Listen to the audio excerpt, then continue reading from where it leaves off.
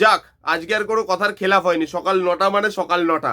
বাংলার সব থেকে বড় কমার্শিয়াল হিরোর সব থেকে বড় কমার্শিয়াল ছবি খাদান, তার ফাইনালি ট্রেলার এলো। সেই ট্রেলারটা নিয়ে কথা বলবো এই ভিডিওতে। বহু প্রতীক্ষিত ট্রেলার, মানুষ দুদিন ধরে হাপিত্তেশ করে বসে আছে। কেমন হলো ট্রেলারটা, মানুষের মন জয় করতে পারলো, সেসব নিয়ে কথা বলবো এই ভিডিওতে। এবং এক কথায় যদি ট্রেলারটাকে আমাকে বলতে হয়, তাহলে বলতে হয় এই যে অপেক্ষা সেটা হলো সার্থক। কারণ খাদানের ট্রেলার হয়েছে মারাত্মক। চলুন ট্রেলার নিয়ে রিভিউ করে নি। অনেকগুলো পজিটিভ দিক আছে, একটাই খালি নেগেটিভ দিক আছে, সেটা আমি পরে আসছি। প্রথমে পজিটিভ দিকগুলো বলে নি। প্রথমে আপনাকে যেটা দেখতে হবে সেটা হচ্ছে গ্র্যান্ডার। বাংলার সব থেকে বড় কমার্শিয়াল মুভি বলা হচ্ছে এটাকে। বাংলার সমস্ত দর্শক, বাংলা ইন্ডাস্ট্রি এটার দিকে হা করে তাকিয়ে বসে আছে। কেন? এবারে কেনর উত্তর আপনি পাবে এর গ্র্যান্ডারে। এবার এখানে যেই স্কেলে শুট করা হয়েছে, যেভাবে জিনিসটাকে দেখানো হয়েছে, যেভাবে ল্যাভিশনেস দেওয়া হয়েছে, সেটা আপনি ট্রেলার থেকেই বুঝতে পারবেন। তার জন্য আপনাকে হলে যেতে হবে না আলাদা করে। এবং সেই যে গ্র্যান্ডারটা দেখানো হচ্ছে না, সেটা আউটস্ট্যান্ডিং। এর যে ভিজুয়ালস, সেটা প্রত্যেকটা পদে বোঝা যাচ্ছে যে বাজেটটা কোথায় খরচা হয়েছে। এই যে বলা হচ্ছে সব থেকে বড় বাজেটের সিনেমা, সে বাজেটটা কোথায় খরচা হয়েছে সেটা আউটস্ট্যান্ডিং লাগে। তার সঙ্গে বিজিএম, যেভাবে ট্রেলার এডিটের সাথে সাথে বিজিএমটা বাজে না, বিজিএমটা সত্যি ট্রেলারটাকে অনেকটা আপলিফট করে। এবং সিরিয়াসলি বলছি, এখানে বিজিএম খুব খুব বড় একটা ভূমিকা পালন করে এই ট্রেলারটার ভালো হওয়ার পেছনে। ট্রেলারটা যতটা ভালো হয়েছে, তার বিজিএমও ততটাই ভালো, ততটাই কার্যকরী। BGM outstanding. তার সঙ্গে যেভাবে কালার কারেকশন করা হয়েছে, তারপরে ইউজ ইউর হেডফোনটাকেও যেভাবে আলাদা করে লেখা হয়েছে, বাবা ছেলে। প্রথমে বাবারটা ছিল, আগে যখন ইয়েটা এসেছিল, ওই গ্লিমসটা এসেছিল, তারপরে যখন প্রি ট্রেলারটা এসেছিল ওটার মধ্যে ছেলের ছিল, এখন আবার ছেলে বাবা দুজনের ছবি দিয়ে দিয়েছে।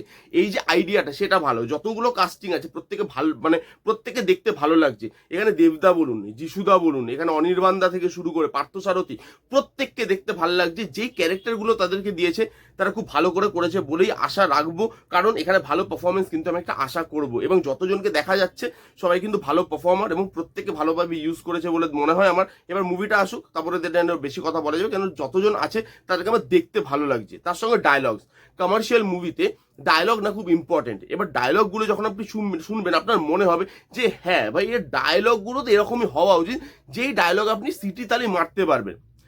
ক্ষুধার্ত বাঘ, সাম্মাহাতর রাগ, দুটো সামনে আসতে নেই। হ্যাঁ, অনেকে এবার বলতে পারে সাইলেন্সার থেকে বিড়ি ধরানোটা কেজিএফ এর স্টাইল হতে পারে, যে হ্যাঁ ওখান থেকে বন্দুক থেকে সিগারেট ধরাচ্ছে, সাইলেন্সার থেকে বিড়ি ধরাচ্ছে। কিন্তু না, ঠিক আছে, এটা একটা স্টাইলাইজেশন। হিরো বিল্ড আপের জন্য একটা স্টাইলাইজেশন করতে হয় সবসময়, এবং সেটা করেছে এবং দেখতে খুব ভালো লাগছে জিনিসটা।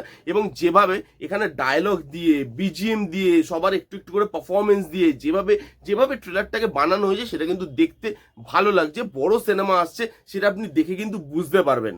এবং আরেকটা কথাও না বললেও না, অ্যাকশনটা খুব ভালো। প্রত্যেকটা জায়গায় যেখানে অ্যাকশন দেখানো হচ্ছে, সেই অ্যাকশনগুলো কিন্তু দেখতে ভালো লাগছে। এবং এখানে গল্প রিভিল করা হয়নি, সেটাও কিন্তু খুব ভালো দিক। কিন্তু এটার একটা নেগেটিভ দিকও আছে। এবার আমি আসবো নেগেটিভ দিকে। এই যে গল্প রিভিল করা হয়নি, সেটা একটা ভালো দিক, কিন্তু গল্প রিভিল না করতে গিয়ে না ট্রেলারটার কাটিংটা অ্যাব্রাপ্ট হয়ে গেছে। গল্প লুকিয়ে রাখতে গিয়ে ট্রেলারটাকে মানে একটা না খুব অ্যাব্রাপ্ট ভাবে কেটেছে, যেখানে সিনগুলোর সঙ্গে তাল মেলানো যাচ্ছে না, যেখানে জিনিসটাকে দেখে খুব কম্প্যাক্ট বলে মনে হচ্ছে না। দেখুন ট্রেলারটার মধ্যে সব ভালো, আমি বললাম ভিজুয়ালস ভালো, এখানে অ্যাক্টাররা খুব ভালো আছে, ডায়লগ ভালো ভালো আছে, সবকিছু ভালো আছে। কিন্তু তবুও না, ট্রেলারটা দেখার পর আপনার লাস্টে গিয়ে মাথায় আসবে যে ট্রেলারটার মধ্যে না কিছু খামতি থেকে গেছে। কি খামতি? সেটা হচ্ছে কাটিংটা। গল্প লুকাতে গিয়ে যেখানে সেখান থেকে সিন তুলে এনে বসিয়ে, সিনগুলো না একের সাথে একে মিলছে না।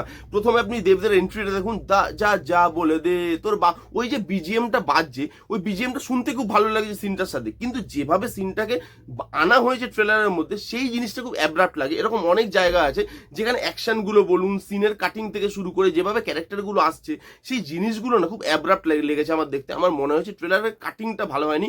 গল্প লুকাতে গিয়ে এরকম ধরনের একটা কাটিং করতে হয়েছে তাদেরকে। আপাতত খাদানের ট্রেলার আগুন জ্বালানো, হেভি হয়েছে, কমার্শিয়াল মুভি, লোক চাইছিল দেখতে, দেবদা এনেছে সেটা আমাদের কাছে। এবার অপেক্ষা শুধু আর মাত্র একদিনের।